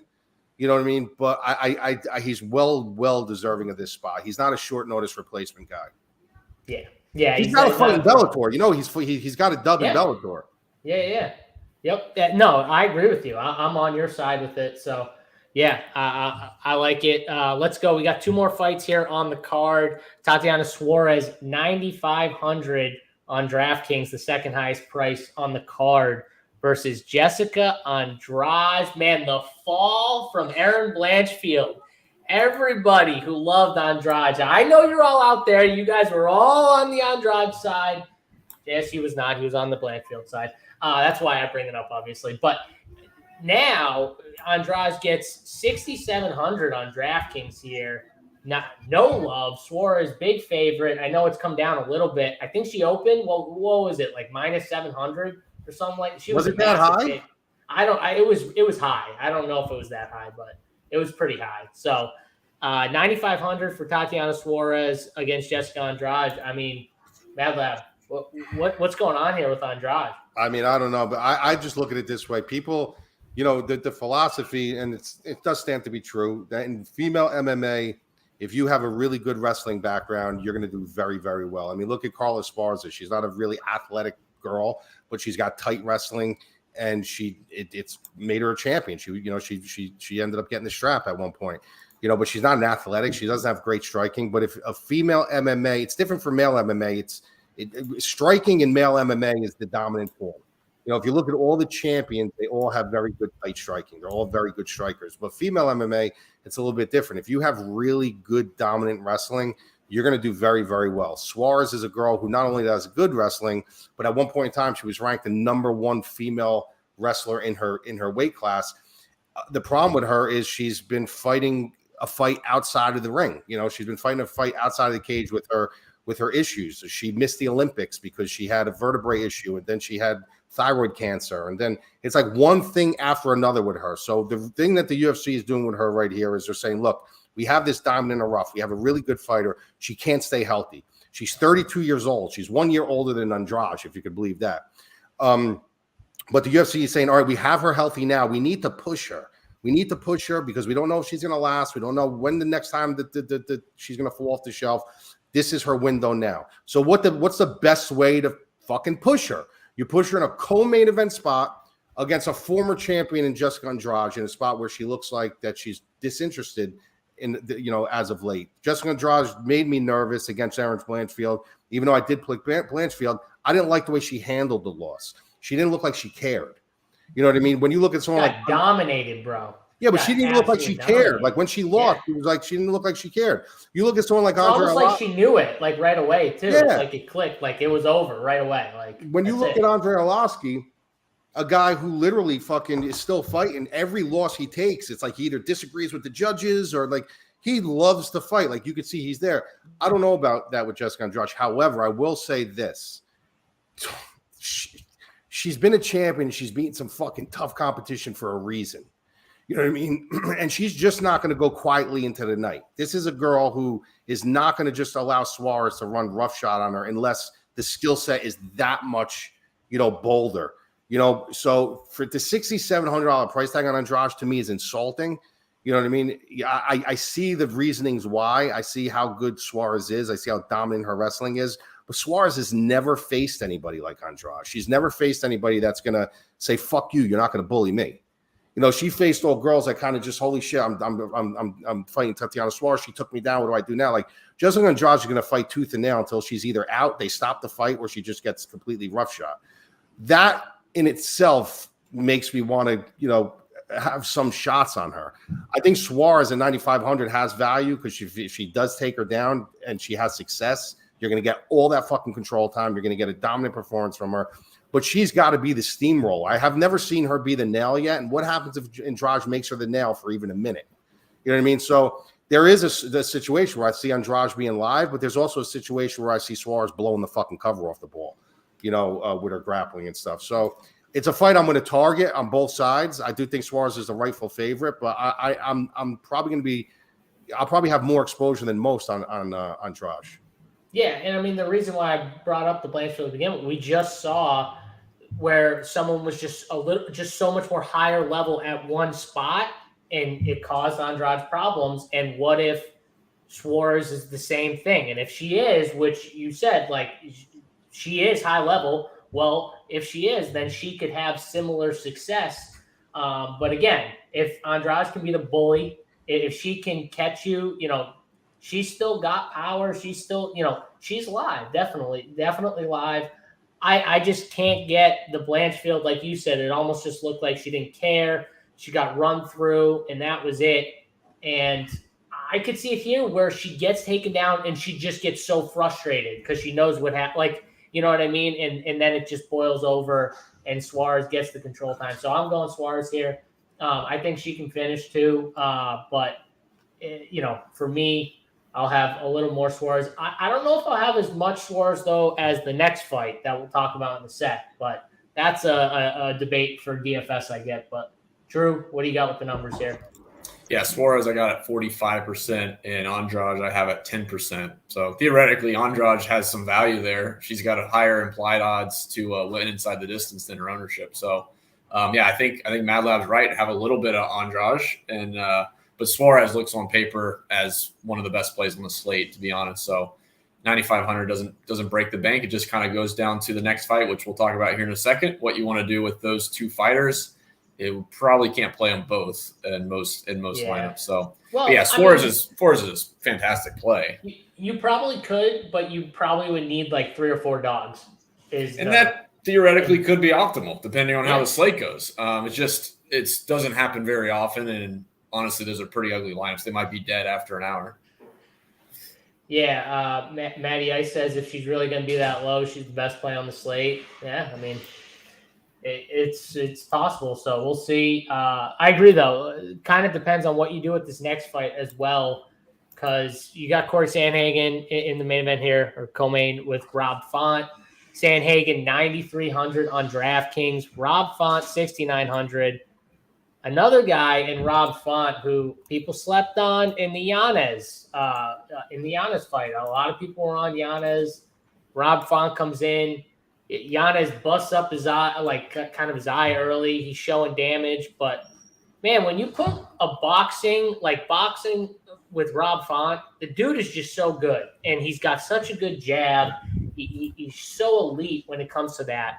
The thing with Sandhagen though is, I don't think he's just gonna box with Rob Font. He's gonna be in and out. He's gonna circle. He's gonna throw up different things. He's gonna try and disrupt him by pushing up against the cage, trying to take him down, doing all this stuff to where this is going to be a tougher spot for Rob Font. And that's the question here. I think Rob Font, again, is live, kind of like we talked about with the last fight at 6,900. If he wins, it's probably optimal here. But I just think Corey's going to implement more of the wrestling game and the grappling, and that's going to cause Rob Font some issues here where, he stands and tries to strike with Rob Font. It's a lot closer than what the odds are, Mad Lab. But what do you got? Yeah, before you jump into that, I just want to, because I missed Drew. Drew, what were your projections on the last fight? I got Suarez at 45%, and I got Andrade at 10%. And what's that? Where are you leaning for your exposures? I would be just at the field or just over the field on Andrade, and Suarez, I would be just under 45%. Okay. I was just curious. I got 36% as my cap for ownership on Suarez. All right. Yeah, that's about right. Okay. This fight's interesting, man. Like for me, coming from a boxing background, you obviously know I like Rob Font. I like his style. I think that he's very clean on his feet, but he does have that traditional boxing style where he leans heavy on that lead leg. That's what you have to do when you box. Like if you want real traditional boxing, and he usually does very well against strikers because despite what you want to think, what people want to think, when you say a good striker in MMA does not mean they're actually a good boxer. A good striker, a good boxer in MMA is like a Golden Gloves type level when you're coming to an actual elite boxer. They don't know the feints. They don't know these little tricks and these little nuances. Rob Font is a very good boxer for MMA, so he tends to have these situations where he makes guys like Adrian Yanez looks like, he looked good in MMA, but then he fought a guy who was a little tighter and Rob Font, and look what happened. Even though I think Yanez did get caught in that fight, and I think he's actually a very clean striker himself. But when you look at a guy like Rob Font, that's a guy that you can blueprint and you can train for. You can make a wireframe blueprint for him, and you kind of know what he's going to do. You kind of know these combinations. Everything's kind of fundamentally tied in together well. Sandhagen, you can't really put a camp together for this guy. It's very hard to put a camp together for a guy as unorthodox and as unchained as he is. He's almost like he tore a page out of TJ Dillashaw's book. That's really what he does. He took TJ Dillashaw's blueprint and kind of just added more to it because he's got the more physical attributes. He's longer, he's rangier, he's a little bit more dynamic, where TJ Dillashaw would do that whole peekaboo thing, but he couldn't do it on the level of Sandhagen. I just look at this fight as Font is going to look very good in there early. But then eventually, what happens when the reads are over with? What happens when Sandhagen isn't showing him the same looks?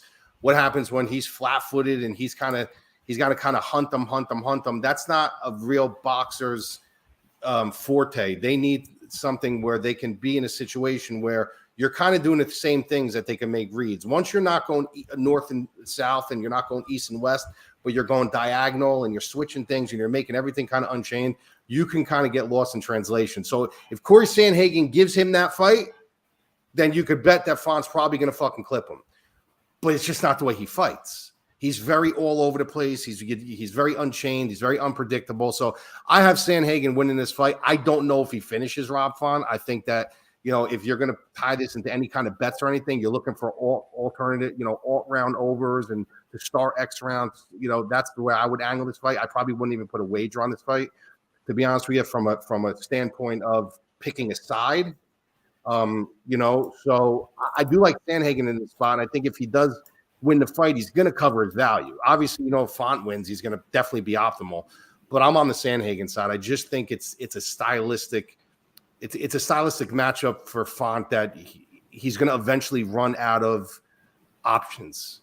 He's eventually going to run out of options, and Sandhagen's just going to continue to stay the course.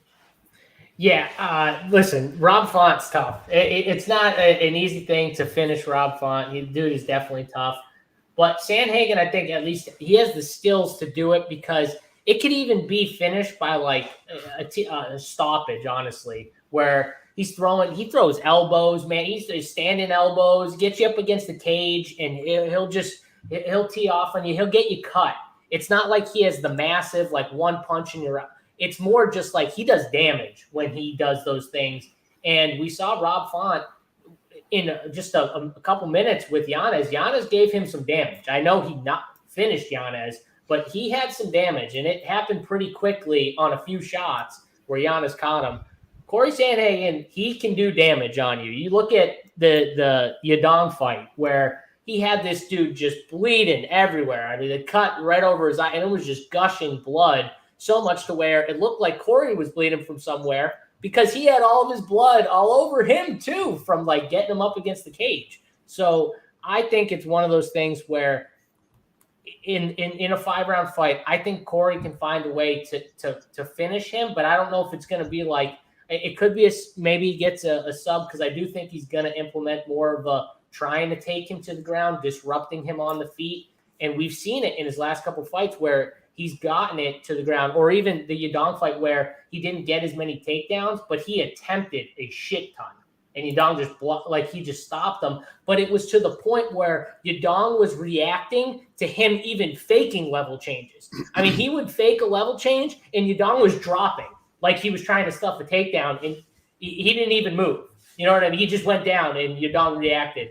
It could be something like that. So I think Corey finds a way, whether it's damage and they have to stop it, or maybe a submission and finishes them in the 4th or 5th round. And that'll be the look. I'm going to find whatever the 4th or 5th round finish odds are, and I'll probably be betting that. But Drew, what do we got for numbers here? Yeah, Sandhagen at 47% and eyeball dot emoji. I got Rob Font at 28%. I'm just going to fade Font in this spot. I think I saw someone in chat saying Font could get there at his price in 5 rounds. I don't think it goes 5 rounds. I think Sandhagen controls the fight. I think 28% of people are going to be dead, and I'm going to fade Font here. You both think that Sandhagen's going to finish? I think Sandhagen finishes. I honestly think damage could stop the fight with Rob Font. I honestly, because Rob Font, who put it in the chat? He said Rob Font hasn't been finished since like 2017. Well, He's listen, a tough dude, bro. He's a tough dude. And he can grapple, bro. Out. And he's got a very, very underappreciated grappling game. Yeah, no, he's a great fighter. That's why I'm not getting. That's why I like the looks of finishing the four. I don't know what they are. I gotta look, but 4th or 5th round, because I think Rob Font can hang in there, and then it's just like overwhelming at the end. But I don't even think you need a finish for both of those guys to get there. Font is obviously getting there if he wins, and I think even if Sandhagen goes to decision, I think he's going to do enough to cover his price tag. No. Yeah, I agree. I think I'm going to be I'm going to be all in on Sandhagen. Honestly, I think he's the best spend on the card, and but if you like the Rob Font side, you should definitely be playing him in DFS. So we got Randy in chat saying first time betting on MMA DraftKings, playing cash games. Let's go. Awesome. Love that, Randy. Make sure you check out all the content. Use the promo code NFL23. Get 23% off for life. We got the best in MMA. Mad Lab, his analysis, his breakdowns, his betting package, everything. We got it all for you. So make sure you check out his stuff, all this stuff that's on Run Pure, the projections, the metrics, the main card breakdowns, everything. Make sure you look at that. And then we got one of the best DFS players, JBC, big time MMA guy, plays a ton of DFS, but bets too, great better as well. And he's one of the best out there with Mad Lab. And that dude's in the Discord, giving out plays. He's going to be giving out bets in our Discord. So make sure you follow him and use that promo code NFL23 if you want to follow any of these guys or my shitty bets. Probably better off following their plays. But, you can follow mine if you want. Drew's got his picks all up on the site as well. Drew, final thoughts here before we get out.